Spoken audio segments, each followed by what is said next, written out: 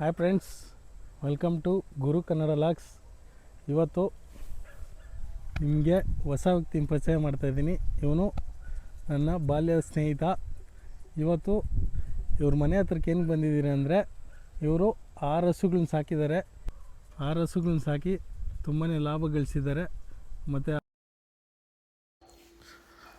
ಅವರು 6 ಹಸುಗಳನ್ನ ಸಾಕೊಂಡು ತುಂಬಾ ಚೆನ್ನಾಗಿ ಜೀವನ ನಡೆಸ್ತಾ ಇದ್ದಾರೆ. ಅವರು ಹಸುಗಳನ್ನ ಯಾವ ಥರ ಸಾಕ್ತಾರೆ, ಹಸುಗಳನ್ನ ಸಾಕೋದ್ರಿಂದ ಲಾಭ ಏನು, ಮತ್ತು ಏನೆಲ್ಲ ಪ್ರಿಕಾಷನ್ಸ್ ತಗೋಬೇಕು, ಏನಾದರೂ ಕಾಯಿಲೆ ಬಂದರೆ ಅದನ್ನೆಲ್ಲ ನಾನು ಈ ವಿಡಿಯೋ ಮುಖಾಂತರ ನಿಮ್ಗೆ ತೋರಿಸ್ತಾ ಇದ್ದೀನಿ. ಬನ್ನಿ friends, let's start the video. Friends, ಇವತ್ತು ನನ್ನ ಬಾಲ್ಯದ ಗೆಳೆಯನಾದ ರವಿ ಅವರ ಶೆಡ್ಗೆ ಬಂದಿದ್ದೀವಿ. ಯಾಕಂದರೆ ಇಲ್ಲಿ ಅವರು 6-7 ಹಸುಗಳನ್ನ ಸಾಕಿದ್ದಾರೆ. ಅವರು ಈ ಜೀವನ ಸುಖಕರ ಜೀವನ ನಡೆಸೋದಕ್ಕೆ ಅವ್ರು ಎಷ್ಟು ಕಷ್ಟ ಅನುಭವಿಸಿದ್ದಾರೆ ಅಂಥೇಳಿ ಈ ವಿಡಿಯೋ ಮುಖಾಂತರ ನಿಮಗೆ ತೋರಿಸ್ಕೊಂಡು ಹೋಗ್ತಾಯಿದ್ದೀನಿ. ಬನ್ನಿ ಫ್ರೆಂಡ್ಸ್, ಈಗ ಅವ್ರ ಶೆಡ್ಗೆ ಬಂದಿದ್ದೀವಿ. ಇಲ್ಲಿ ಬೆಕ್ಕು ಮಲಗಿದೆ ಆಲ್ರೆಡಿ. ಓಕೆ, ಈ ಥರ ಶೆಡ್ಡೆಲ್ಲ ಹಾಕಿದ್ದಾರೆ. ಇಲ್ಲಿ ಮ್ಯಾಕ್ಸಿಮಮ್ ಅಂದರೆ ಒಂದು 20-30 ಹಸುಗಳನ್ನ ಸಾಕ್ಬೋದು. ಈಗ ಬೇಸಿಗೆ ಆಗಿರೋದ್ರಿಂದ ಒಳಗೆ ತೋರಿಸ್ತೀನಿ. ಇಲ್ಲಿ ಸ್ಟಾರ್ಟ್ ಮಾಡಿ. ಬೇಸಿಗೆ ಆಗಿರೋದ್ರಿಂದ ಮೇವುಗಳೆಲ್ಲ ಸಿಕ್ಕಲ್ಲ ಅಂಥೇಳಿ ಹಸುಗಳು ಮಾರಿದ್ದಾರೆ. 20-30 ಹಸು ಇದ್ವು, ಬಟ್ ಬೇಸಿಗೆ ಆಗಿರೋದ್ರಿಂದ ನೋಡಿ ಫ್ರೆಂಡ್ಸ್, ಇಲ್ಲಿ ದೊಡ್ಡ ಹಸು ಇದೆ, ನೋಡ್ತಾ ಇರ್ಬೋದು. ಇದು ದನದ ಕೊಟ್ಟಿಗೆ.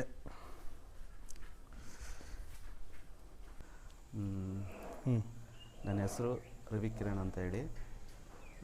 ನಾನು ಹಸು ಸಾಕಾಣಿಕೆಯಲ್ಲಿ ಮಾಡ್ತಾಯಿದ್ದೀನಿ. ಈಗ ಈಗ ತಾನೇ ಹಸು ಸಾಕಾಣಿಕೆ ಬಗ್ಗೆ ಹೇಳ್ತೀನಿ.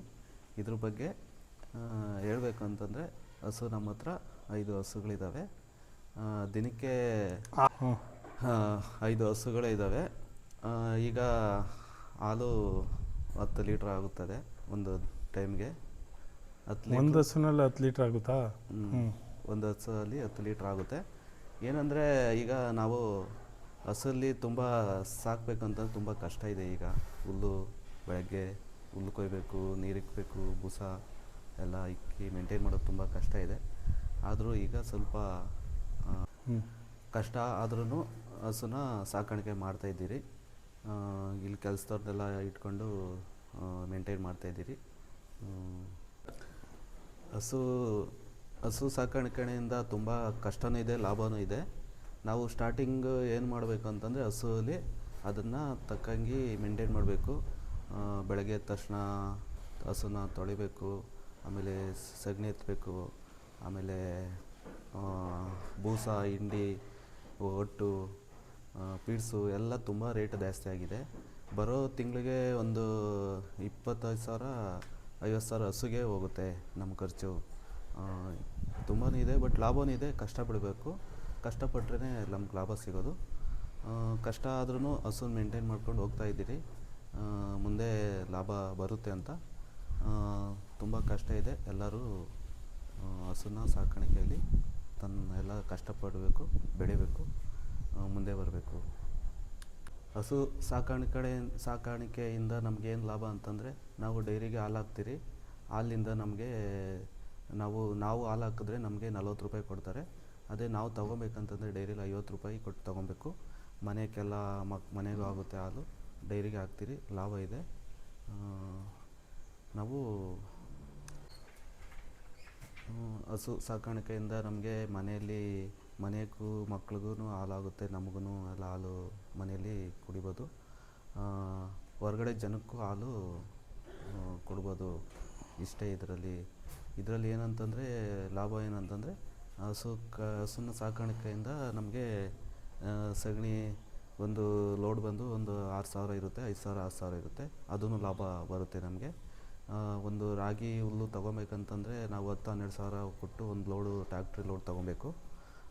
ಅದರಲ್ಲಿ ಖರ್ಚು ತುಂಬ ಇದೆ. ಬರೋ ದುಡ್ಡಲ್ಲೆಲ್ಲ ನಾವು ಅದಕ್ಕೆ ಅರ್ಧ ಖರ್ಚು ಅದನ್ನೇ ಮೇಂಟೈನ್ ಮಾಡ್ತಾಯಿದ್ದೀರಿ. ನಮಗೆ ಹಸುವಿಂದ ತಿಂಗಳಿಗೆ 1,00,000 ಲಾಭ ಬರುತ್ತೆ 5 ಹಸುವಿಂದ. ನಾವು ತಿಂಗಳಿಗೆ ಅದರಲ್ಲಿ ಬೂಸ, ಹಿಂಡಿ, ಫೀಡ್ಸು, ಡಾಕ್ಟ್ರು, ಆಮೇಲೆ ಹುಲ್ಲು ಅದೆಲ್ಲ ಮೇಂಟೈನ್ ಮಾಡ್ಕೊಂಡು ಹೋದ್ರೂ ನಮಗೆ ಒಂದು 50,000-60,000 ಸಾವಿರ ಖರ್ಚಾಗುತ್ತೆ ಹಸುಗೋಸ್ಕರ. ಬಟ್ ಹೊರಗಡೆ ಹೋಗಿ ಕಂಪ್ನಿಲೆಲ್ಲ ದುಡಿದ್ರೂ ನಮಗೆ ಅಷ್ಟು ಲಾಭ ಸಿಗೋಲ್ಲ ತಿಂಗಳಿಗೆ. ಆದರೂ ಕಷ್ಟಪಟ್ಟು ನಾವು ಮಾಡ್ತಾಯಿದ್ದೀರಿ. ಹಸು ಸಾಕಾಣಿಕೆ ಕಡೆಯಿಂದ ಲಾಭ ಇದೆ, ಕಷ್ಟಪಡಬೇಕು. ಎಲ್ಲರೂ ಹಸು ಸಾಕಾಣಿಕೆನ ದೊಡ್ಡದು ಮಾಡಿ, ನಾನು ದೊಡ್ಡದು ಮಾಡ್ಬೇಕು ಅಂದ್ಕೊಂಡಿದ್ದೀನಿ. ಹಸು ಇನ್ನೂ ಜಾಸ್ತಿ ಸಾಕಬೇಕು. ಕಂಪ್ನಿಗೆ ಹೋದರೆ ನಮಗೆ ಅವ್ರು ಹೇಳಿದ ಕೆಲಸ ಎಲ್ಲ ನಾವು ಮಾಡ್ಕೊಂಡು ಇರಬೇಕು. ನಮಗೆ ಅಲ್ಲಿ ಲಾಭ ಇಲ್ಲ, ತಿಂಗಳೆಲ್ಲ ದುಡಿಬೇಕು. 20,000 25,000 ಕೊಡ್ತಾರೆ, ಏನಿಗೂ ಸಾಲಲ್ಲ ಖರ್ಚಿಗೆ. ಹಸು ಸಾಕಾಣಿಕೆ ಇದೆ, ನಮ್ಮ ಸ್ವಂತ ದುಡ್ಡು ಸಂಪಾದನೆ ಮಾಡ್ಬೋದು, ನಮ್ಮ ಸ್ವಂತ ಕೆಲಸ ಇದು. ಎಲ್ಲರೂ ಹಸು ಸಾಕಾಣಿಕೆಯಿಂದ ದೊಡ್ಡದು ಮಾಡ್ಕೊಂಡು ಹೋದರೆ ಚೆನ್ನಾಗಿರುತ್ತೆ ಜೀವನ. ನಮ್ಮ ಊರು ಮೆಣಸನಹಳ್ಳಿ ಗ್ರಾಮದಲ್ಲಿ ಡೈರಿ ಇದೆ. ಹಸು ಹಾಲು ನಾವು ಹಾಕ್ತೀರಿ ಡೈರಿಗೆ. ಅದ್ರ ಕಡೆಯಿಂದ ಪ್ರತಿ ವಾರ ಮಂಗಳವಾರ ಹಸುಗೆ ಟೋಕನ್ ತಗೊಂಡು 5 ರೂಪಾಯಿ ಟೋಕನ್ ತಗೊಂಡ್ರೆ ಹಸುಗೆ ಏನೇ ಪ್ರಾಬ್ಲಮ್ ಇದ್ದರೂ, ಕಾಯಿಲೆ ಇದ್ದರೂ, ಜ್ವರ ಇದ್ದರೂ, ಇಂಜೆಕ್ಷನು ಪ್ರತಿಯೊಂದು ಬಂದು ಡಾಕ್ಟ್ರು ನೋಡ್ತಾರೆ. ನಮ್ಮೂರಲ್ಲಿ ಅದೊಂದು ಹಸುಗಳಿಗೆ ಸೌಕರ್ಯ ಇದೆ. ಚೆನ್ನಾಗಿ ನೋಡ್ತಾರೆ, ಹಸುಗಳನ್ನ ಚೆನ್ನಾಗಿ ಮೇಂಟೈನ್ ಮಾಡ್ಬೋದು. ಎಲ್ಲ ನಮ್ಮೂರಲ್ಲಿ ಚೆನ್ನಾಗಿ ನೋಡ್ಕೊಂಡು ಹೋಗ್ತಾರೆ, ಹಸುಗಳನ್ನೆಲ್ಲ ಚೆನ್ನಾಗಿ ಸಾಕ್ತಾರೆ. ಫಸ್ಟು ಒಂದು ಹಸು ತಂದಿತ್ತು. ಒಂದು ಹಸುವಿಂದ ನನಗೆ 60,000 ಬಿತ್ತು. 60,000ದಿಂದ ನಾನೀಗ 5 ಹಸು ಲಾಭ ಪಡ್ತಿದ್ದೀನಿ. 5 ಹಸುಗಳಿದ್ದಾವೆ ನನ್ನ ಹತ್ರ. ನಾನು ಹೊರಗಡೆ ಹೋಗಿ ಕಂಪ್ನಿಗೆ ಕೆಲಸ ಮಾಡ್ತಾಯಿದ್ದೀನಿ. ಕಂಪ್ನಿಯಿಂದ ಕೆಲಸ ಮಾಡ್ಕೊಂಡು ಇದನ್ನ ಮೇಂಟೈನ್ ಮಾಡ್ತಾಯಿದ್ದೀನಿ, ಹಸುನ ಸಾಕಾಣಿಕೆ. ಈಗ ನನಗೆ ಲಾಭ ಏನು ಅಂತಂದರೆ, ಹೊರಗಡೆ ಹೋಗಿ ನಾನು ದುಡಿದ್ರೂ ನನಗೆ 1,30,000 ಎಲ್ಲರೂ ಮನೆಯಲ್ಲಿನೂ ಹಸು ಒಂದು ಸಾಕಿದ್ರೆ ಎಲ್ಲ ಚೆನ್ನಾಗಿ ಲಾಭವನ್ನು ಮಾಡ್ಬೋದು. ಒಳ್ಳೆ ಅನುಕೂಲನೂ ಆಗುತ್ತೆ. ಹಸುವಿಂದ ತುಂಬ ಲಾಭಗಳಿದ್ದಾವೆ. ಹಸುನ ಸಾಕಾಣಿಕೆ ಕಡೆಯಿಂದ ನಾವು ಎಲ್ಲ ಮಾಡ್ಬೋದು. ಏನಂತಂದರೆ, ಮನೆಯಲ್ಲಿ ಹೊರಗಡೆ ಹಾಲು ತುಂಬ ರೇಟು, ಮನೆಯಲ್ಲಿ ಬೆಳಗ್ಗೆ ಸಾಯಂಕಾಲ ಹಾಲು ಸಿಗುತ್ತೆ. ಮನೆಗೆ ಡೈರಿಗೆ ಹಾಕಿದ್ರೆ ದುಡ್ಡು ಬರುತ್ತೆ. ಹಸುವಿಂದ ಸಗಣಿ ಲಾಭವೂ ಇರುತ್ತೆ ನಮಗೆ. ಇನ್ನೊಂದು ಬೆನಿಫಿಟ್ ತುಂಬ ಇದೆ. ನೀವೆಲ್ಲರೂ ಹಸು ಸಾಕಾಣಿಕೆ ಮನೆಯಲ್ಲಿ ಹಸುನ ಚೆನ್ನಾಗಿ ಸಾಕಿ, 1-2 ಹಸು ಇದ್ರೂ ಮನೆಗೆ ಸಂಸಾರ ಚೆನ್ನಾಗಿ ನಡ್ಕೊಂಡು ಹೋಗುತ್ತೆ. ಚೆನ್ನಾಗಿ ಎಲ್ಲ ಮೇಂಟೈನ್ ಮಾಡ್ಕೊಂಡು ಹೋಗ್ಬೋದು. ಎಲ್ಲರೂ ಹಸುಗಳನ್ನ ಚೆನ್ನಾಗಿ ಸಾಕಿ. ಹಸು ಚೆನ್ನಾಗಿ ದಿವಸ ವಾಶ್ ಮಾಡಿದ್ರೆ ಕಾಯಿಲೆ ಬರೋದಿಲ್ಲ. ಆಮೇಲೆ ಪಿಡತೆ ಇರುತ್ತೆ ಹಸುಲಿ, ತುಂಬ ನೊಣ, ಸೊಳ್ಳೆ ಎಲ್ಲ ಇರುತ್ತೆ. ಹಸುನ ಸ್ವಲ್ಪ ಚೆನ್ನಾಗಿ ತೊಳೆದ್ರೆ ಚೆನ್ನಾಗಿ ಹಸುನ ನೀಟಾಗಿ ಇಟ್ಕೊಬೋದು. ನಾನು ಈ ಥರ ತೊಟ್ಟಿ ಎಲ್ಲ ಮಾಡಿ ಹಸುನೇ ಮೋಟ್ರ್ ಆನ್ ಮಾಡಿ ಬೆಳಗ್ಗೆ ಟೈಮು ಹಸುನ ತೊಳೆದು ದಿನ ಇದು ಮಾಡ್ತೀನಿ ಎಲ್ಲ. ರಾಗುಲ್ದು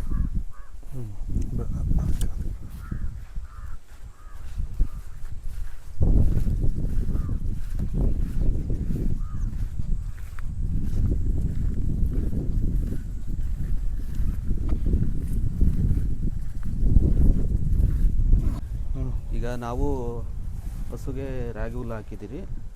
ಬೆಳಗ್ಗೆ ಒಂದು ಟೈಮ್ ರಾಗಿ ಹುಲ್ಲು ಹಾಲೆಲ್ಲ ಕರೆದ್ಬಿಟ್ಟು ರಾಗಿ ಹುಲ್ಲು ಹಾಕ್ತೀರಿ. ಆಮೇಲೆ ಕೆಲ ಕ್ಲೀನಿಂಗ್ ಎಲ್ಲ ಮಾಡಿದ್ದೀರಿ. ಸಗಣಿ ಎಲ್ಲ ಕ್ಲೀನಿಂಗ್ ಮಾಡಿದ್ದೀರಿ. ಎಲ್ಲ ಚೆನ್ನಾಗಿದೆ. ಈ ಕಡೆ ಎಷ್ಟು ನಾವು ನೀಟಾಗಿ ಚೆನ್ನಾಗಿ ಇಟ್ಕೊತೀರೋ ಏನು ನಮಗೆ ಬರೋದಿಲ್ಲ. ಸೊಳ್ಳೆ ಆಗಲಿ, ನೊಣ ಆಗಲಿ ಹಸು ಹತ್ರ ಏನೂ ಸೇರೋದಿಲ್ಲ. ನಾವು ಎಷ್ಟು ನೀಟಾಗಿ ಇಟ್ಕೊಂಡು ಅಷ್ಟು ನಮಗೆ ಒಳ್ಳೆಯದು. ಹಸುನು ಚೆನ್ನಾಗಿರ್ತವೆ. ಚೆನ್ನಾಗಿ ಊಟ ಎಲ್ಲ ಚೆನ್ನಾಗಿ ಹುಲ್ಲು, ರಾಗಿ ಹುಲ್ಲು, ಹಸಿ ಹುಲ್ಲು ಎಲ್ಲ ಚೆನ್ನಾಗಿ ತಿಂತವೆ. ನಾವು ಒಂದು ಹಸುವಿಂದ 5 ಹಸುಕ್ಕೆ ನಮಗೆ ದಿನಕ್ಕೆ ಇಲ್ಲ ಅಂದ್ರೂ ಒಂದು ಟ್ಯಾಕ್ಟ್ರಿ ಲೋಡು ನಮಗೆ ಗೊಬ್ಬರ ಶೇಖರಣೆ ಆಗುತ್ತೆ. ನಾನು ಎಲ್ಲ ಶೇಖರಣೆ ಮಾಡಿ ಈ ಕಡೆ ಹುಲ್ಲಿಗೆ, ಫಾರಮ್ ಹುಲ್ಲಿಗೆ, ಜೋಳಕ್ಕೆ ನಾವು ಏನೇ ಬೆಳೆ ಹಾಕಿದ್ರೂ ಇದೇ ಗೊಬ್ಬರನ ನಾವು ಜಾಸ್ತಿ ಹಾಕ್ತೀರಿ. ಹಸು ಗೊಬ್ಬರ ಹಾಕ್ದಂಗಿಂದ ನಮಗೆ ಬೆಳೆನೂ ಚೆನ್ನಾಗಿ ಬರುತ್ತೆ. ಇನ್ನೊಂದು ಹುಲ್ಲೂ ಜಾಸ್ತಿ ನಮಗೆ ಚೆನ್ನಾಗಿ ಬೆಳೆಯುತ್ತದೆ. ಏನೇ ನಾವು ಹೊರಗಡೆಯಿಂದ ತೊಗೊಬರ್ತೀರಲ್ವ ಗೊಬ್ಬರ, ಅದು ನಮಗೆ ಅಷ್ಟೊಂದು ಅಂಗಡೀಲಿ ಚೆನ್ನಾಗಿರೋದಿಲ್ಲ. ಎಲ್ಲರೂ ಹಸು ಗೊಬ್ಬರ, ಸಗಣಿ ಹಾಕಿದ್ರೆ ಬೆಳೆನೂ ಚೆನ್ನಾಗಿ ತೆಗಿಬೋದು ಅನ್ನೋದು ನನ್ನ ಅನಿಸಿಕೆ.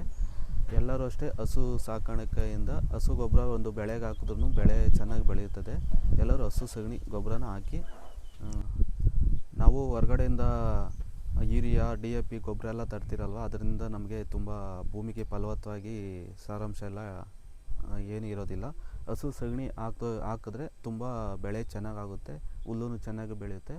ಎಲ್ಲರೂ ಹಸು ಸಗಣಿನ ಭೂಮಿಗೆ ಬೆಳೆಗೆ ಎಲ್ಲ ಹಸು ಸಗಣಿ ಹಾಕಿದ್ರೆ ಚೆನ್ನಾಗಿ ನಾವು ಚೆನ್ನಾಗಿ ಬೆಳೆ ತೆಗಿಬೋದು. ಎಲ್ಲ ಹಸು ಸಗಣಿ ಹಾಕಿ ಚೆನ್ನಾಗಿ ಹಸು ಸಾಕಾಣಿಕೆಯಿಂದ ಮಾಡೋದ್ರಿಂದ ಲಾಭಗಳು ತುಂಬ ಇದ್ದಾವೆ. ಎಲ್ಲರೂ ಹಸು ಸಾಕಾಣಿಕೆಯಿಂದ ತುಂಬ ಲಾಭ ಪಡಿಬೋದು. ಎಲ್ಲರೂ ಹಸು ಸಾಕಿ ಸಗಣಿಯಿಂದ ಲಾಭ ಇದೆ, ಹಸುಯಿಂದನೂ ಲಾಭ ಇದೆ ನಮಗೆ. ತಿರ್ಗಾ ಹಾಲೂ ಕೊಡುತ್ತದೆ, ಎಲ್ಲ ಚೆನ್ನಾಗಿ ಮುಂದೆ ಬರ್ಬೋದು.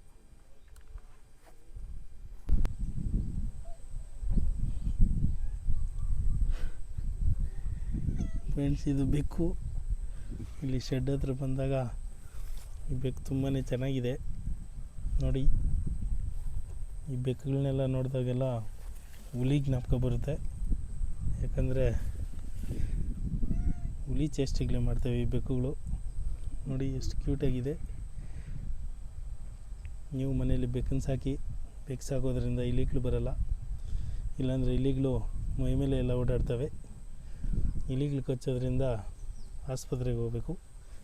ಇದನ್ನೆಲ್ಲ ತಡೀತದೆ ಇದು ಈ ಬೆಕ್ಕು. ಓಕೆ ಫ್ರೆಂಡ್ಸ್, ಬೇಸಿಗೆ ಕಾಲದಲ್ಲಿ ಔಟ್ಸೈಡ್ ಮೇವು ಸಿಕ್ಕಲ್ಲ, ಅದಕ್ಕೋಸ್ಕರ ಈ ಒಣಗದುಲ್ಲು ಹಾಕಿದ್ರೆ ತಿನ್ಕೊಂಡಿರ್ತವೆ.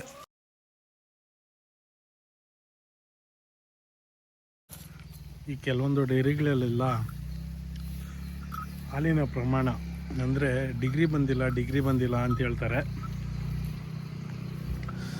ನೋಡಿ. ಈಗ ಡಿಗ್ರಿ ಯಾಕೆ ಬರಲ್ಲ ಅಂದರೆ, ಈ ಕುಡ್ತಿ ನೀರು ಕೊಡೋದ್ರಿಂದ ಡಿಗ್ರಿ ಬರಲ್ಲ. ಅದಕ್ಕೋಸ್ಕರ ಆದಷ್ಟು ಕುಡ್ತಿ ನೀರು ಅಂದರೆ ಯಾವ ಥರ ಅಂದರೆ,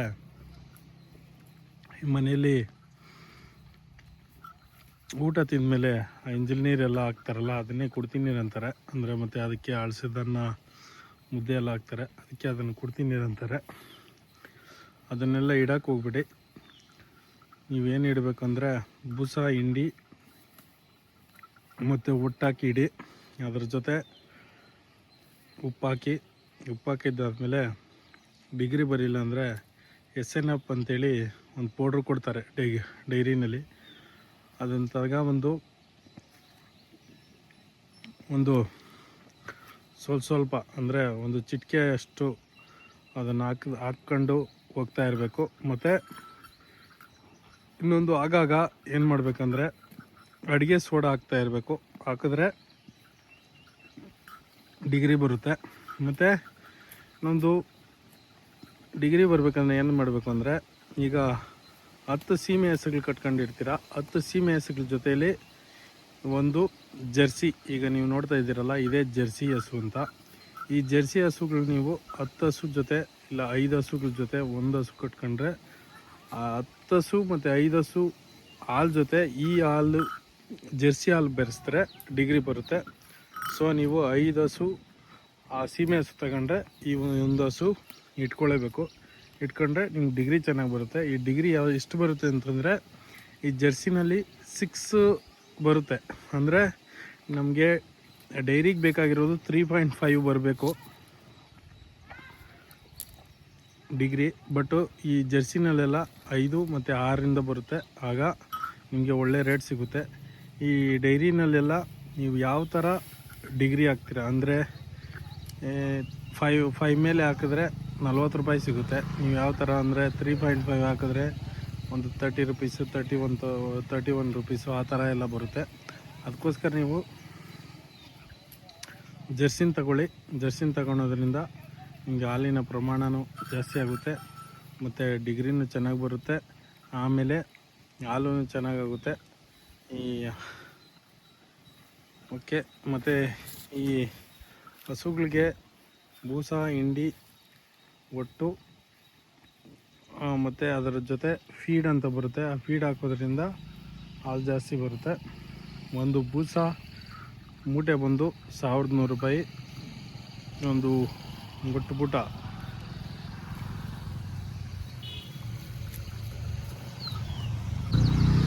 ಬೂಸ ಬಂದು 1100 ರೂಪಾಯಿ, ಮತ್ತು ಕಡಲೆ ಒಟ್ಟು ಬರುತ್ತೆ. ಅವು ಕಡಲೆ ಒಟ್ಟು ಬಂದ್ಬಿಟ್ಟು 650 ರೂಪಾಯಿ, ಮತ್ತು ಒಂದು ಫೀಡ್ ಬಂದು 1400 ರೂಪಾಯಿ ಆಗುತ್ತೆ. ಇಷ್ಟು ಹಾಕಿದ್ರೆ ಇಷ್ಟರ ಜೊತೆ ಇವು ಹಿಂಡಿ ಒಂದು 1400 ರೂಪಾಯಿ ಆಗುತ್ತೆ. ಇದ್ರ ಜೊತೆಯಲ್ಲಿ ಆಗಾಗ ಉಪ್ಪು, ಅಡುಗೆ ಸೋಡಾ ಮತ್ತು ಈ ಡೈರಿನಲ್ಲಿ SNF ಅಂತ ಪೌಡ್ರ್ ಕೊಡ್ತಾರೆ. ಅದು ಹಾಕ್ತಾಯಿದ್ರೆ ನಿಮಗೆ ಡಿಗ್ರಿ ಬರುತ್ತೆ, ಚೆನ್ನಾಗಿ ಹಾಲಾಗುತ್ತೆ, ಮತ್ತು ಒಳ್ಳೆ ದುಡ್ಡು ಮಾಡ್ಕೋಬೋದು. ಫ್ರೆಂಡ್ಸ್, ಇವತ್ತಿನ ಲಾಗ್ ಇಷ್ಟ ಆಗಿತ್ತು. ನನ್ನ ಬಾಲ್ಯದ ಗೆಳೆಯನ ಜೊತೆ ಇವತ್ತು ಹಸು ಸಾಕಾಣಿಕೆ ಅನ್ನೋದ್ರ ಬಗ್ಗೆ ಎಲ್ಲ ನಿಮಗೆ ಎಕ್ಸ್ಪ್ಲೇನ್ ಮಾಡಿದ್ದಾನೆ, ನನ್ನ ಗೆಳೆಯನೇ ಎಕ್ಸ್ಪ್ಲೇನ್ ಮಾಡಿದ್ದಾನೆ. ಅದು ನೀವು ಏನಾದರೂ ಹಸು ಸಾಕಾಣಿಕೆ ಮಾಡಬೇಕು ಅಂದರೆ ನೀವು ಇವ್ನು ಹೇಳಿರೋ ಇನ್ಫಾರ್ಮೇಷನ್ಸ್ ಎಲ್ಲ ಇಟ್ಕೊಂಡು ನೀವು ಹಸು ಸಾಕಾಣಿಕೆ ಸ್ಟಾರ್ಟ್ ಮಾಡ್ಬೋದು. ಮತ್ತು ಏನಂದರೆ ಏನಾದರೂ ಡೌಟ್ ಇದ್ದರೆ, ಅಂದರೆ ಹಸುಗಳು ಸಾಕಾಣಿಕೆ ಬಗ್ಗೆ ಏನಾದರೂ ಡೌಟು ಏನಾದರೂ ಇದ್ದರೆ ನೀವು ಕಮೆಂಟ್ ಬಾಕ್ಸಲ್ಲಿ ಕಮೆಂಟ್ ಮಾಡಿ, ನಾವು ಅದರಲ್ಲಿ ರಿಪ್ಲೈ ಮಾಡ್ತೀವಿ. ಯಾವ ಥರ ಮಾಡೋಕ್ಕಿಂತ ಮುಂಚೆ ಒಂದು ಮಾತು, ಸಾಸಿವೆಯಷ್ಟು ಪ್ರೀತಿ ಕೊಟ್ಟರೆ ಬೆಟ್ಟದಷ್ಟು ಪ್ರೀತಿ ಕೊಡ್ತವೆ ಈ ಪ್ರಾಣಿಗಳು. ಬೆಟ್ಟದಷ್ಟು ಪ್ರೀತಿ ತೋರಿಸಿದ್ರು ಸಮುದ್ರದಷ್ಟು ನೋವು ಕೊಡ್ತಾರೆ ಈ ಜನರು. ಈ ವಿಡಿಯೋ ಇಷ್ಟ ಆದಲ್ಲಿ ಪ್ಲೀಸ್ ಲೈಕ್ ಮಾಡಿ, ಶೇರ್ ಮಾಡಿ, ಸಬ್ಸ್ಕ್ರೈಬ್ ಮಾಡಿ. ಇನ್ನೂ ಹೆಚ್ಚಿನ ವಿಡಿಯೋಗಳಿಗೆ ನಿಮ್ಮ ಸಪೋರ್ಟ್ ನಮಗೆ ಬೇಕಾಗುತ್ತೆ. ಪ್ಲೀಸ್ ಸಬ್ಸ್ಕ್ರೈಬ್ ಮಾಡಿ. ಮತ್ತೆ ಭೇಟಿಯಾಗೋಣ. ನಮಸ್ಕಾರ.